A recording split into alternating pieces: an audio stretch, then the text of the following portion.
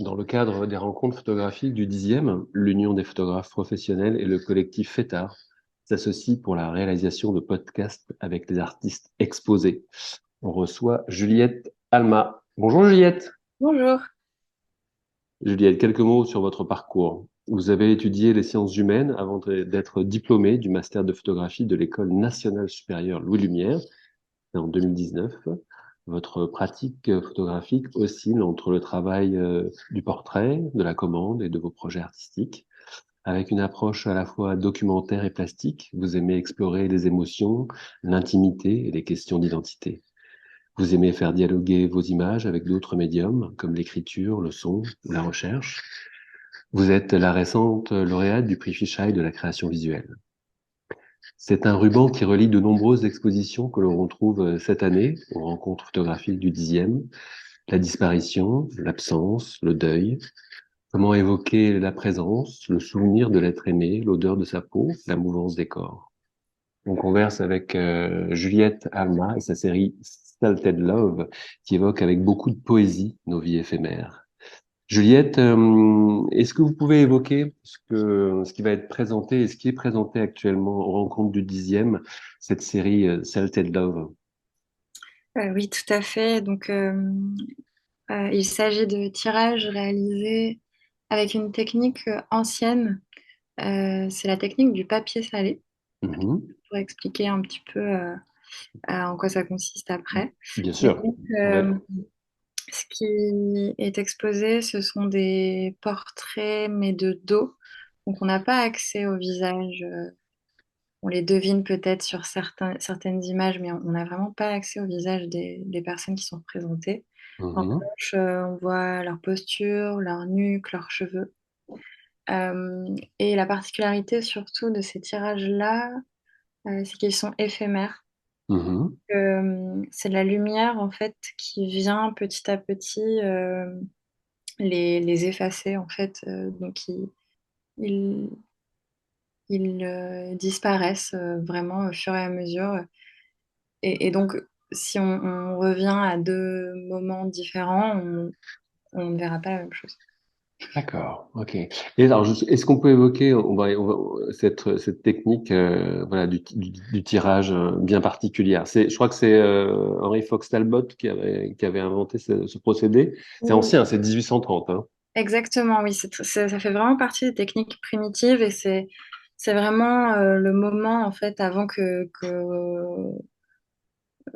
comment dire, qu'on déclare officiellement la naissance de la photographie. Il y a eu toute une période très riche en recherche technique notamment. Mhm. Parmi ces techniques de tirage, il y avait la technique du papier salé. Donc, c'est vraiment simplement le fait de plonger une feuille de papier dans de l'eau salée, vraiment du chlorure de sodium. Donc, c'est ce qu'il y a dans notre sel de table. Euh, Mhm. et ensuite, une fois que cette feuille de papier a été plongée dans l'eau salée, puis une fois qu'elle est sèche, on peut venir la sensibiliser. Donc en fait, on peint au pinceau dessus, on passe au pinceau dessus avec du nitrate d'argent. Donc Mhm. là, ça la rend sensible à la lumière. Et le sel, en fait, va accélérer cette sensibilité, va accentuer cette sensibilité à la lumière. Et ensuite, c'est vraiment la technique du tirage par contact, donc comme plein d'autres techniques alternatives où tout simplement on vient mettre un négatif en contact, donc contre cette feuille de papier salé sensibilisée à la lumière. Mhm. Et c'est ensuite donc la lumière qui va venir révéler ou imprimer en positif notre négatif sur cette feuille. Je ne sais pas si c'est très clair. Si, si, si, Et si, si, ça va. si, si, si, si, si, si, si, si, absolument.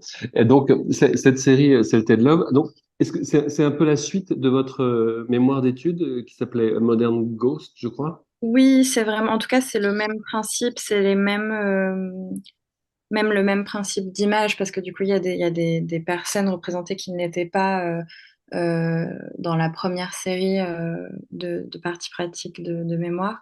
Donc, elle est un petit peu enrichie, disons, mais c'est vraiment le même propos et le même sujet, la même technique. que ce projet-là qui me paraissait euh, pas, pas abouti, mais comme j'ai dû le faire dans un contexte de fin d'études, avec un temps limité, etc. Et en plus, j'ai jamais vraiment trop pris le temps de montrer vraiment cette série dans des conditions bah, là qui vont être quand même, enfin, qui sont géniales dans la mairie du 10e. Euh, Mhm. je suis très contente de l'avoir porté et enrichi un petit peu ce projet. Est-ce que dans Modern Ghost, il y avait ce côté que je trouve que ça ressemblait à les tirages n'étaient pas très grands, c'était 6 centimètres ou 8 centimètres de haut, je crois. Oui, c'est ça. C'était tout petit et ça ressemblait vraiment à comme des camées, je trouve. Ces bijoux où on voit les personnes de profil. Oui, Qui sont et il y avait cette ressemblance en tout cas. Et là, ce qu'on va voir, donc c'est autre chose puisque on va voir des tirages beaucoup plus grands. oui, j'ai eu envie. Alors c'est vrai qu'au départ, et c'était vraiment dû à ma recherche aussi, où il y avait tout un petit chapitre sur ces petits bijoux justement où on porte donc où les tirages du coup photos sont minuscules pour Mhm. qu'ils puissent être portés en bijoux. Et Mhm. on beaucoup cette idée de porter près de soi quelque chose de tout petit, une image toute petite de quelqu'un qu'on a aimé. Euh, Mhm. donc ça a vraiment justifié, disons, la production de tirages tout petits. Mhm. Mais là, avec l'espace, et puis j'ai eu envie de les voir en plus grand pour voir l'effet que ça fait. Après, dans ce qui est montré, il y a ces grands tirages, mais il y a aussi quand même un objet qui montre euh, la même image représentée plusieurs fois Mhm. à des stades d'effacement différents. Et là, on retrouve le petit format. Oui, parce que pour vivre pleinement l'expérience, il faudrait rester Longtemps. longtemps devant vos tirages. Est-ce que, donc évidemment, ça disparaît et l'image évolue suivant une exposition à la lumière. Est-ce que vous avez un temps donné et on imagine que les photos vont être exposées pas forcément à la lumière, mais peut-être aussi avec une certaine pénombre pour pas que ça disparaisse trop vite, non? Oui, oui, on a vraiment pensé à un système de protection, disons, pour limiter l'effet de la lumière quand même. Euh, mais ça fait aussi partie du, Du process? oui, du processus. Ouais. C'est aussi l'enjeu de la monstration, d'accepter que même si c'est une disparition qui n'est pas visible instantanément, le fait de savoir que ces images sont complètement mouvantes et que si on revient dans une semaine, si on revient dans 10 jours, on ne verra pas la même image. Je trouve que ça questionne vraiment la façon dont on regarde les photos, qui sont par habitude fixes, en tout Mhm. cas qui ne sont pas soumises au même temps du regard enfin, en tout cas d'habitude qu'ici. Bien sûr, c'est vrai que c'est une certaine manière de matérialiser notre temporalité, ça c'est sûr, hein, notre fragilité. Oui, tout à fait. C'était vraiment le but d'essayer de rejoindre la fond et le forme, le fond et la forme, pardon. Et quand vous interrogez ce couple regard-image, à la fin, donc il y en a un qui va disparaître, qu'est-ce qui reste finalement? Ça va rester dans notre souvenir? Qu'est-ce qui va, parce que la feuille va devenir complètement blanche. Oui, C'est ce qui reste, c'est ça? C'est dans notre inconscient? bah, oui, c'est ça. Je pense que c'était aussi une façon pour moi d'essayer d'accepter l'éphémérité des choses et d'accepter en tout cas en essayant de questionner cette éphémérité de l'image dans le cadre des relations alors, Hmm. amoureuses ou pas, en fait, dès qu'il s'agit d'éloignement ou de perte de quelqu'un d'autre qu'on a aimé. Euh, C'était vraiment aussi qu'est-ce qui reste, qu'est-ce qu'on garde à l'intérieur, même bien au-delà des photos, bien au-delà des images, qu'est-ce qu'on garde, et j'ai l'impression qu'on le décide jamais trop et que c'est surtout très différent d'une personne à l'autre. Ouais, c'est sûr. Et au tout début, si on remonte à votre à votre mémoire de recherche, si vous pouvez nous le dire, comment l'idée vous est venue de matérialiser justement cette évolution et cette disparition? Vous avez fait des recherches, vous êtes interrogé, vous avez essayé plusieurs techniques. Euh, oui, En fait, j'étais en échange universitaire au Liban au moment où j'ai vraiment commencé à l'école des arts visuels là-bas de Beyrouth. J'ai vraiment commencé à travailler sur le souvenir amoureux, sur le fait que... Enfin, je suis vraiment partie d'une expérience très personnelle d'il y a Mhm, plusieurs années, mhm, où après une rupture amoureuse, j'avais vraiment l'impression de voir le visage de l'homme avec qui j'étais partout. mhm, mhm. Euh, je pense que j'ai peut-être fait peur à beaucoup d'hommes parisiens en les regardant une demi-seconde en croyant voir quelqu'un d'autre. J'ai vraiment eu cette sensation-là et je me suis demandé, je crois que ça a vraiment été le vrai point de départ. Je me suis vraiment demandé comment la mémoire fonctionnait, on- pourquoi sur des visages qui n'étaient pas du tout similaires, je percevais quelque chose, même un fragment de seconde, je pouvais croire, mon cerveau pouvait croire que c'était cette personne-là. Et, euh, et en fait, ça a beaucoup croisé aussi des questions techniques qui m'intéressaient. Au tout départ, j'avais envisagé plutôt l'anthotypie, donc travailler avec des plantes, euh, Mhm, pour créer des images et ça, on sait très bien que c'est une technique qu'on ne peut pas fixer. Donc les images sont par essence éphémères et j'aimais beaucoup cette idée. L'éphémérité, je trouvais ça très contradictoire avec la photographie, en fait, qu'on désigne comme une image fixe. ouais. Et en faisant des recherches plutôt historiques, je me suis rendu compte que en fait, il y avait tout ce pan-là de l'histoire de la technique photographique qui était considéré, enfin, où les scientifiques de l'époque et les photographes, enfin, techniciens de l'époque considéraient que quand ils n'arrivaient pas, ils arrivaient vraiment à produire des images, mais quand ils n'arrivaient pas à la fixer, quand on n'avait pas trouvé l'élément du fixateur, vraiment, c'était considéré comme un échec en fait. On arrivait à produire Mhm, des images, mais on n'arrivait pas à les garder dans le temps. Et à l'inverse aussi, dans l'art contemporain, le geste de l'effacement a tellement été aussi récupéré comme un geste artistique que je trouvais cette contradiction hyper intéressante.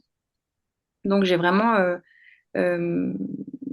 j'ai vraiment eu envie de faire croiser ces recherches un peu esthétiques, techniques et historiques et émotionnelles pour moi. Enfin, je crois que c'est vraiment une envie de faire se rencontrer des approches différentes d'un même sujet, en fait, de la, mhm.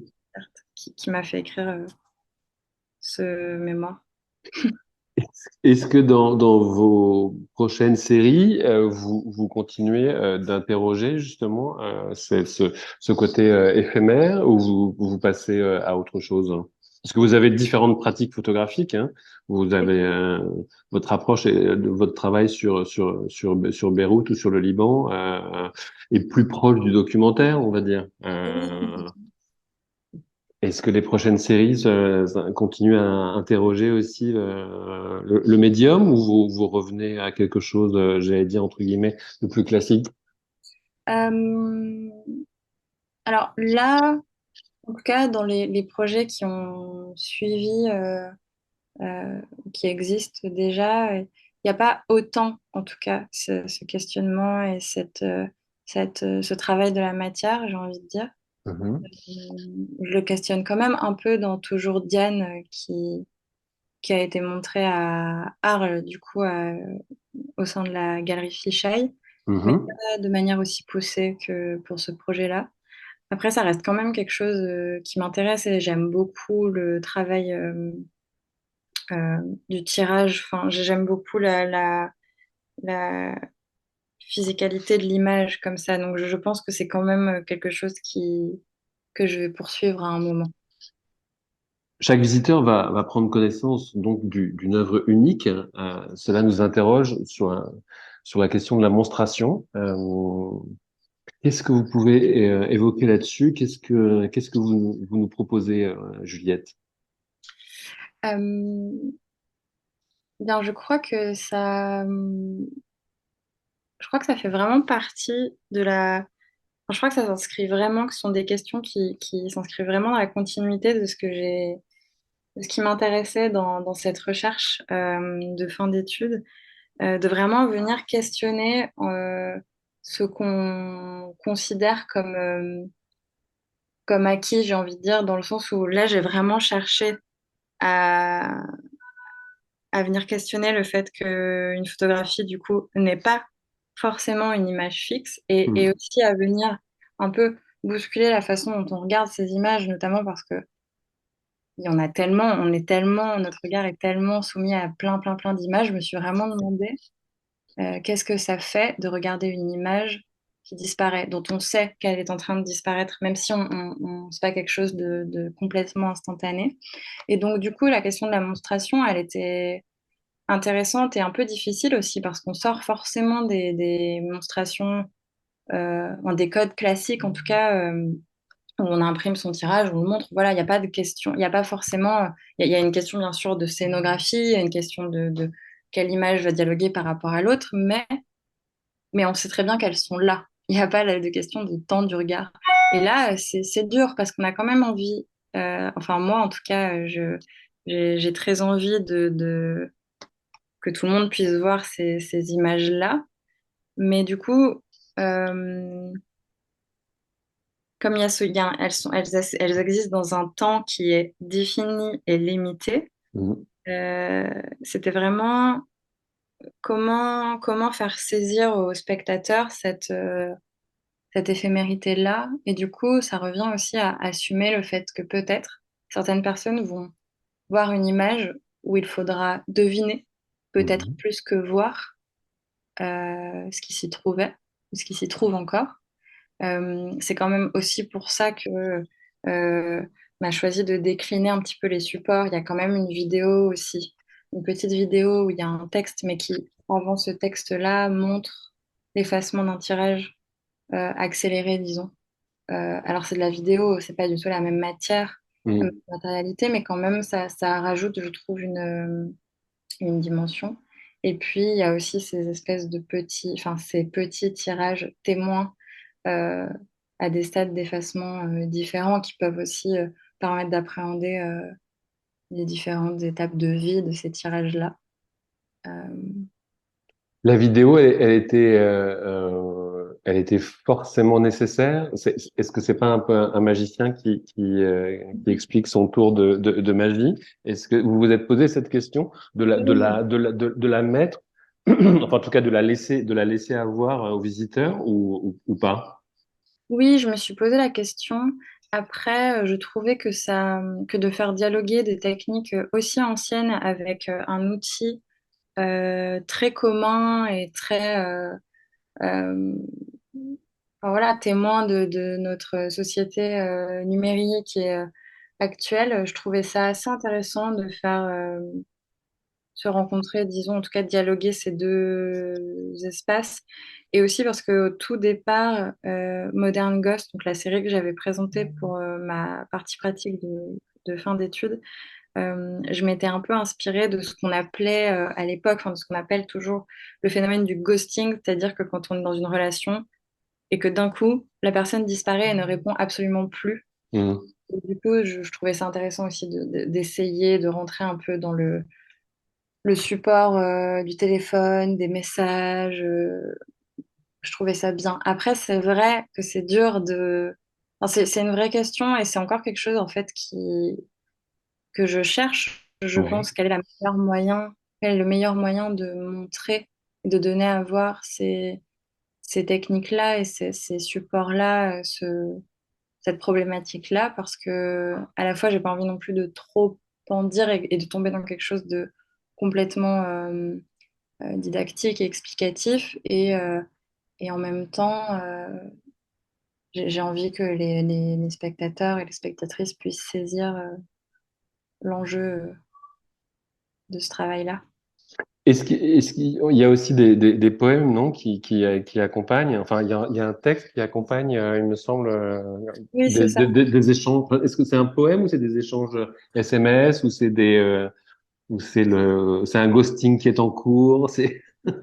Non, c'est vraiment très lié au souvenir. C'est un poème, du coup, et c'est vraiment très lié à ce que je racontais au tout départ, à vraiment cette sensation que j'ai eue pendant plusieurs mois d'avoir l'impression que le visage de cette personne me suivait un peu, de le voir un peu partout. J'ai vraiment écrit quelque chose par rapport à ça et c'est ça qui défile. Donc ces images qui disparaissent, par quel phénomène justement cette image va au fur et à mesure devenir complètement éphémère et on va se retrouver avec une page blanche. Alors en fait, techniquement, elle ne passe pas par le bain, ces tirages ne passent pas par le bain du fixateur comme dans la chaîne du tirage argentique classique, disons.